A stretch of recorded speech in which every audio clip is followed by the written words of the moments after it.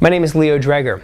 We're going to cover the penetration testing scanning, or module 3 or phase 3 of scanning.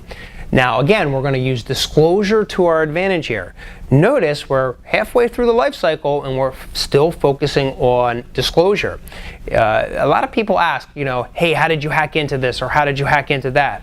Well, hacking actually comes when you gain access to the system. But notice all of the legwork that goes up to gaining access to these systems. These are not just magical hacks. In phase 3 of scanning, we focus on gaining as much information about our targets, more so than we did when we talked about footprinting.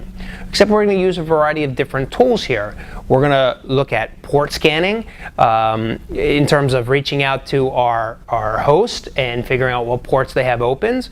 The basics here is basically just performing the port scan in itself, where in the intermediate steps of scanning, this covers advanced scanning techniques, where in the actual advanced module, this is where we get into as much detail, as much granular detail as we can about our target and our hosts. Okay, so we'll also talk about some of the IDS invasion techniques. We're going to talk about how to use fragmentation to avoid detection.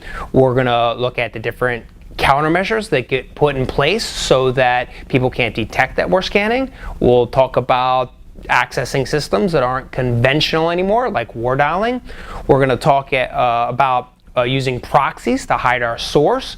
We're going to talk about using Tor and things like that. And then ultimately we'll wrap it up and we'll talk about the actual countermeasures that are used. So there's lots of detail here in this scanning module. So let's go ahead and start and get our hands dirty.